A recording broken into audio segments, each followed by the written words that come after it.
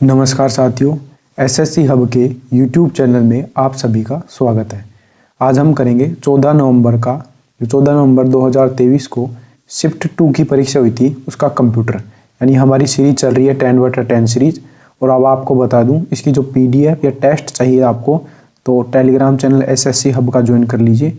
यदि आपको सर्च में नहीं आ रहा है तो पूरा सर्च कीजिए SSC@SSC Hub 7, तो आपको टेलीग्राम चैनल मिल जाएगा। टेस्ट किस प्रकार का होगा, पीडीएफ किस प्रकार की होगी, एक बार दिखा देता हूँ। उसके बाद हम चलते हैं सीधा क्वेश्चन के ऊपर।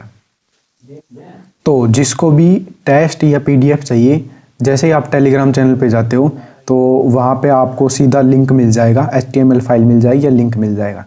तो आप जिसको पीडीएफ चाहिए वो यहाँ पे जो लर्न वाला बटन है इस पर क्लिक कर ले।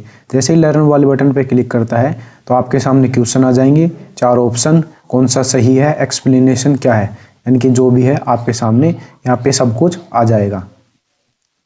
और यदि किसी को टेस्ट देना हो तो यहाँ पे स्टार्ट वाला बटन है, यहाँ पे लिखा हुआ इंस्ट्रक्शन, 1 अंक मिलेगा सही के लिए, गलत के लिए 0.25 अंक काटा जाएगा और सबमिट के बाद सॉल्यूशन और रिजल्ट मिलेगा। आपको बस 2 सेकंड में दिखा देता हूँ। जैसे आप स्टार्ट करेंगे टाइमर चल जाएगा 10 मिनट का। यहाँ पे है कि नया डॉक्यूमेंट्स किस में बनता है, नया डॉक्यूमेंट्स वर्ड में बनता है। यहाँ से नेक्स्ट कर सकते हो, यहाँ से आप क्वेश्चनों को स्किप भी कर सकते हो। और जैसे 10 क्वेश्चन हो जाएं तो लास्ट में फिनिश का बटन है, बीच में सबमिट करना चाहो तो यहाँ पे सबमिट का बटन है। जैसे आप सबमिट कर देते हो तो आपका score, accuracy, time, correct, incorrect, skip, ये सारे क्वेश्चन दिखा देगा। यहाँ पे मार्किंग नेगेटिव करके भी दिखा देगा कि आपने कितना नेगेटिव किया है। और यहाँ से आप सॉल्यूशन देख सकते हो और यहाँ से दोबारा से रीटैग कर सकते हो। व्यू सॉल्यूशन पे जाके आपको सारा सॉल्यूशन दिख जाएगा, आपने कौन सा गलत किया है। ये हमने पहला क्वेश्चन सही किया है, यहाँ पे ग्रीन दिखा रहा है, ये गलत कर दिया है हमने, जो रेड पे क्लिक किया था। और यहाँ पे आप देख सकते हो कि ये क्वेश्चन हमने नहीं किया है, तो यहाँ पे डार्क ग्रीन दिखा रहा है। तो चलिए चलते हैं हमारे प्रैक्टिस सेट के ऊपर। प्रैक्टिस सेट से हमें एक चीज़ और दिखा दूँ आपको, ये हमारा ऐप या वेबसाइट तैयार हो रही है। यहाँ पे सारे सेक्शन आप देख सकते हो। टॉपिक वाइज टेस्ट में जाते हैं, दिल्ली पुलिस के में सेलेक्ट करते हैं, उसके बाद आपको ये सीरीज मिलेगी। व्यू टेस्ट पे क्लिक करेंगे। यहाँ पे जैसे हम व्यू टेस्ट पे क्लिक करेंगे आपके सामने ये टेस्ट आ जाएगा। 14 नवंबर 2023 का शिफ्ट 1 का टेस्ट है, यहाँ से अटेम्प्ट कर सकते हो। आपके सामने ऐसा ही कुछ सेक्शन खुलेगा। इस प्रकार भी आप टेस्ट कर सकते हो, लेकिन वेबसाइट बनने में कुछ टाइम, थोड़ा सा टाइम लगेगा बस, और वेबसाइट या ऐप तैयार हो जाएगा। तो टेस्ट स्टार्ट करते हैं। ये देखिए, आज का हमारा फर्स्ट क्वेश्चन है, नया खाली डॉक्यूमेंट्स बनाने का तरीका क्या है। ये पूछ रहा है कि डॉक्यूमेंट्स बनाने के लिए इनमें से किसका यूज होता है। तो आप यहाँ पे देख सकते हो, तो इसका राइट आंसर होगा MS वर्ड में ही नया डॉक्यूमेंट या डॉक्यूमेंट बनाने के लिए काम में आता है। मैं यहाँ पे तीनों चारों बता देता हूँ। MS एक्सेल में क्या बनता है, स्प्रेडशीट। स्प्रेडशीट MS एक्सेल में बनता है। आउटलुक में या तो आप कैलेंडर बना सकते हो या फिर ईमेल बना सकते हो। कैलेंडर या ईमेल बनाने के लिए MS आउटलुक काम में आता है। जबकि यहाँ पे तीसरा है MS पावर पॉइंट। यहाँ पे हम प्रेजेंटेशन बनाने के लिए MS पावर पॉइंट का उपयोग करते हैं। नेक्स्ट क्वेश्चन है, निम्नलिखित में से कौन सा यूजर्स के बीच संदेशों के आदान प्रदान के लिए कंप्यूटर आधारित एप्लीकेशन है। बताइए इसका राइट आंसर क्या होगा। अब आप यहाँ पे देख सकते हो कि सामान्यतः हम किसका उपयोग करते हैं संदेशों का आदान प्रदान करने के लिए। यहाँ पे हम ईमेल का उपयोग करते हैं कंप्यूटर में सबसे ज़्यादा। देखो, आप यहाँ पे मैसेजों को आपस में भेजते हो तो फ़ोन में आपके लिए व्हाट्सअप, फेसबुक, इंस्टाग्राम ऐसी सब चीज़ें हैं, लेकिन यदि एक कंप्यूटर के बारे में पूछेगा तो आपको यहाँ पे ईमेल आंसर करना है। ये सभी क्या है, ये सभी ब्राउज़र हैं। क्रोम ब्राउज़र है, बिंग ब्राउज़र है और मोज़िला भी एक ब्राउज़र है।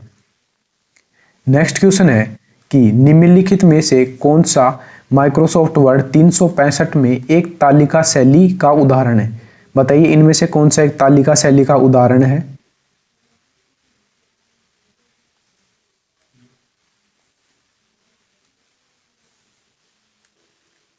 यहाँ पे जो एक प्लेन ग्रिड है वो क्या है, यहाँ पे एक तालिका शैली का उदाहरण है। किसमें, MS वर्ड में। जब MS वर्ड में हम इंसर्ट करते हैं किसको, टेबल को, टेबल बोल दो या हिंदी में बोले तो तालिका शैली।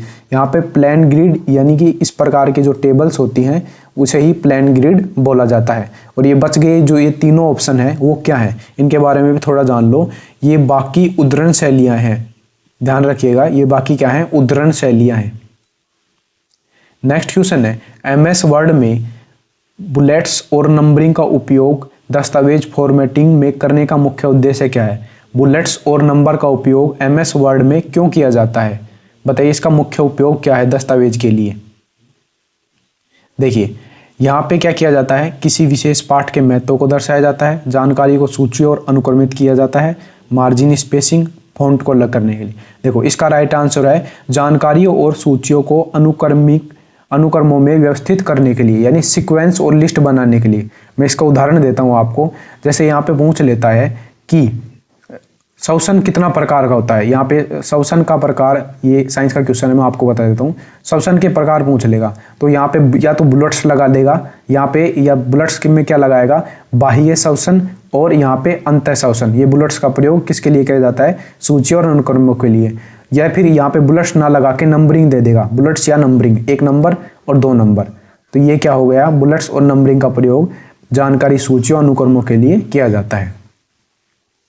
नेक्स्ट क्वेश्चन है कि MS एक्सेल 365 में उस क्षेत्र को क्या कहा जाता है जिसमें MS एक्सेल में प्रिंटिंग के लिए सेट किया जाता है? बताइए। ये देखो आप जिस भी सेल में यहाँ पे काम कर रहे हो उसमें जो प्रिंटिंग के लिए काम में लिया जाता है उसको क्या कहते हैं? उसको कहते हैं प्रिंट एरिया। तो इसका राइट आंसर है प्रिंट क्षेत्र या प्रिंट एरिया उसको बोला जाता है। नेक्स्ट क्वेश्चन है कि MS वर्ड 365 में निम्नलिखित में से किस विकल्प में आप चयनित टेक्स्ट को फॉन्ट साइज को और फॉन्ट साइज की सूची में उपलब्ध अगले बड़े साइज में परिवर्तित कर सकते हो? बताइए इसका राइट आंसर क्या होगा? देखिए यहाँ पे इसका राइट आंसर है increase font size. Increase font size मतलब फॉन्ट के साइज को बढ़ाना ही क्या कहलाता है? यहाँ पे अगले बड़े साइज में परिवर्तित करना होता है। देखिए मैं इसको एक्सप्लेनेशन करता हूँ। यहाँ पे आप देख सकते हो, जब यहाँ पे आप बटन पे क्लिक करते हो यहाँ पे लिखा होता है फॉन्ट साइज। इसका फॉन्ट साइज 12 है, 40 है, या जो भी है। जैसे आप इस पे क्लिक करते हो तो एक लिस्ट नीचे खुल जाती है। जैसे यहाँ पे 8, 12, 14, 16, 20, 22 ऐसे करके। यदि आप यहाँ पे फॉन्ट साइज पे क्लिक करते हो, यहाँ पे जैसे आप क्लिक कर देते हो तो यहाँ पे 12 होगी तो अगली यहाँ पे 14 हो जाएगी। यहाँ पे यदि 14 होगी तो यहाँ पे अगली वाली 16 हो जाएगी, यानी फॉन्ट साइज इंक्रीज हो जाएगी। बोल्डर इटैलिक का पिछली वीडियो में बताया आपको। इटैलिक के लिए Ctrl+I शॉर्टकट की है। इससे क्या हो जाते हैं, जो अक्षर हैं वो तिरछे हो जाते हैं, ऐसे ऐसे तिरछे लिखे जाते हैं इटैलिक से। बोल्ड से क्या होता है, अक्षर गहरे हो जाते हैं। जैसे एक तो ये P लिखा हुआ है और एक ये P लिखा हुआ है, ये बोल्ड वाला P है, यानी अक्षर को गहरा करने के लिए बोल्ड का उपयोग किया जाता है। बोल्ड के लिए Ctrl+B शॉर्टकट की है, एग्जाम में पूछा जाता है। और फॉन्ट साइज बढ़ाने के लिए भी पिछली जो वीडियो हुई थी उसमें भी क्वेश्चन आया था, फॉन्ट साइज बढ़ाने के लिए किस शॉर्टकट की का प्रयोग किया जाता है? तो इसके लिए Ctrl+Shift+greater than। यदि मुंह कंट्रोल शिफ्ट की तरफ है तो ग्रेटर देन है, यानी कि इनको खा जाएगा, मुंह बड़ा होगा, फॉन्ट साइज बढ़ेगा। यदि फॉन्ट साइज कम करने के लिए शॉर्टकट की है तो Ctrl+Shift+ यहाँ पे लेस देन। ध्यान रखिएगा, लेस देन मतलब दूसरी तरफ मुंह है, मुंह छोटा रहेगा, तो ये फॉन्ट साइज कम करने के लिए शॉर्टकट कीज है।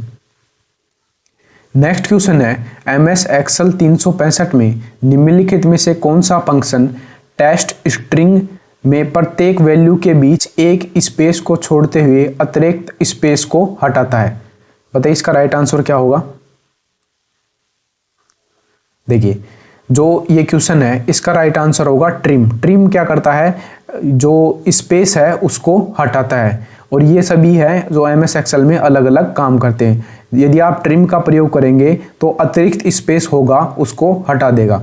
अब एवरेज क्या काम करता है, तो एवरेज के बारे में बता दूं। यदि कोई संख्या है MS एक्सेल में, ये देखिए ये MS एक्सेल है आपके सामने और यहाँ पे एक्सेल में लिखा हुआ है, यहाँ पे संख्या 2 है, 3 है, 4 है। यदि हम इनको सेलेक्ट करके एवरेज बटन का प्रयोग करते हैं तो इनका एवरेज यानी औसत निकाल देता है। 2, 3 और 4। यहाँ पे औसत कैसे निकालेगा, कुल संख्या बटा यहाँ पे जो संख्याओं का योग बटा कुल संख्या यहाँ पे निकाल देगा यहाँ पे। तो इसका जो एवरेज आएगा वो 3 आएगा। ये जो तीनों इनको सेलेक्ट करके एवरेज बटन पे क्लिक करते हैं। यदि सम फंक्शन का प्रयोग करते हैं तो इन तीनों को यहाँ पे जोड़ देगा। तो यहाँ पे इनका जोड़ कितना बनेगा, 9 बनेगा। और यहाँ पे वी लुकअप का प्रयोग किसके लिए किया जाता है? यहाँ पे टेबल में मान खोजने के लिए वी लुकअप का प्रयोग किया जाता है। टेबल में मान खोजने के लिए, यानी मान खोजना मतलब क्या है? यह टेबल है, यदि वी लुक बटन का प्रयोग करेंगे एमएस एक्सेल में, तब क्या होगा? वी लुक बटन दबाया तो उसके अंतर्गत एक बॉक्स खुल जाएगा। उस बॉक्स में जैसे आप सर्च करोगे 3 तो यहाँ पे सीधा यहाँ पे ले जाएगा। यदि आप सर्च करोगे 4 तो सीधा आपको यहाँ पे 4 पे ले जाएगा, यानी 4 आप यहाँ से खोज सकते हो। खोजना मतलब सर्च करना। नेक्स्ट क्वेश्चन है, निम्नलिखित में से कौन सी शॉर्टकट कुंजी एमएस एक्सेल 365 में किसी सेल को एडिट मोड में जाने के लिए उपयोग की जाती है? बताइए, उसको सेल को एडिट करना है तो कौन सी शॉर्टकट की का प्रयोग किया जाता है? तो इसका राइट आंसर है F2। F2 के द्वारा यहाँ पे जो एडिट मोड है उसको यहाँ पे एडिट किया जाता है। तो अभी आप यहाँ पे आपको कुछ फंक्शंस बता देता हूँ।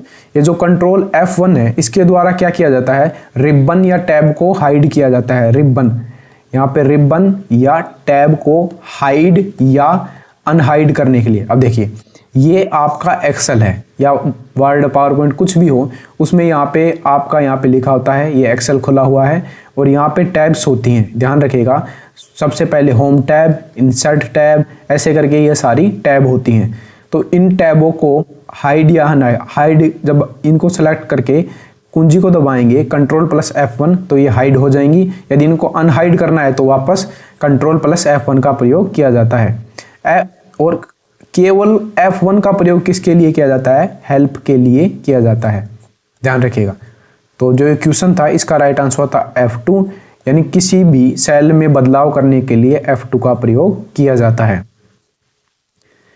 नेक्स्ट क्वेश्चन है कि निम्न में से कौन सा विकल्प सही है? यहाँ पे 2 स्टेटमेंट दे रखी हैं, इनमें से पूछ रहा है कि एमएस वर्ड में ये कौन सा सही है। यहाँ पे दे रखा है Ctrl+X का प्रयोग डॉक्यूमेंट को मूव करने के लिए किया जाता है, और दूसरा स्टेटमेंट है Ctrl+V का उपयोग डॉक्यूमेंट्स को कॉपी करने के लिए किया जाता है। तो देखिए, यहाँ पे जो पहला स्टेटमेंट दे रखा है Ctrl+X का उपयोग मूव करने के लिए, ये बिल्कुल गलत है। Ctrl+X का उपयोग कट करने के लिए किया जाता है। यदि आपको कट की शॉर्टकट की पूछे तो यहाँ पे Ctrl+X होगी, जबकि यहाँ पे Ctrl+V का प्रयोग किसके लिए किया जाता है? यहाँ पे पेस्ट के लिए किया जाता है। यदि एग्जामिनर पूछे पेस्ट की शॉर्टकट की क्या है, तो Ctrl+V पेस्ट की शॉर्टकट की है। तो इसमें जो ये पहला है वो भी गलत है और दूसरा है वो भी गलत है। तो इसका राइट आंसर होगा न तो फर्स्ट और न ही सेकंड, दोनों के दोनों गलत हैं। तो इसका राइट आंसर ये होगा। नेक्स्ट क्वेश्चन है, निम्नलिखित में से कौन से वेब पर डेटा संचार का आधार है जो वेब पेज के सामग्री स्थानांतरण को सक्षम करता है? बताइए, इसका राइट आंसर क्या होगा? तो इसका राइट आंसर होगा जो हाइपर टेक्स्ट ट्रांसफर प्रोटोकॉल है, इसके द्वारा ही वेब के पेज के सामग्री को स्थानांतरित किया जाता है। यहाँ पे शॉर्टकट फुल फॉर्म पूछी जाती है। आपको एग्जामिनर क्या क्या दे सकता है इस पर्सन से, आपको यहाँ पे बोलेगा HTTP का फुल फॉर्म बताइए। तो HTTP का फुल फॉर्म है हाइपर टेक्स्ट ट्रांसफर प्रोटोकॉल।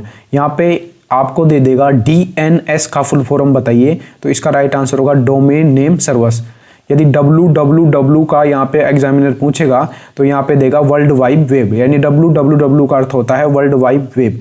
और URL इसका जो यहाँ फुल फॉर्म होता है वो होता है यूनिफॉर्म रिसोर्स लोकेटर। तो इनसे ये पर्सन बन सकते हैं, ध्यान रखिएगा इस बात का। तो इसका जो राइट आंसर है वो है हाइपर टेक्स्ट ट्रांसफर प्रोटोकॉल। किसके लिए? डाटा कम्युनिकेशन यानी डाटा संचार के लिए यही काम में आता है, यानी स्थानांतरण, वेब पेज की सामग्री को स्थानांतरण करने के लिए HTTP का प्रयोग किया जाता है। यदि एक क्वेश्चन और बता देता हूँ, यदि HTTPS ये और लग जाए तो इसका फुल फॉर्म होगा हाइपर टेक्स्ट ट्रांसफर प्रोटोकॉल, और यहाँ पे लास्ट में S लग जाए तो इसका अर्थ होता है सिक्योर। ये आज हमने इस सेट को कंप्लीट कर लिया है। यदि जो हमारी इन्फॉर्मेशन है अच्छी लगी हो तो वीडियो को लाइक कीजिए, चैनल को सब्सक्राइब कीजिए। Thanks for watching video. आपका दिन शुभ हो।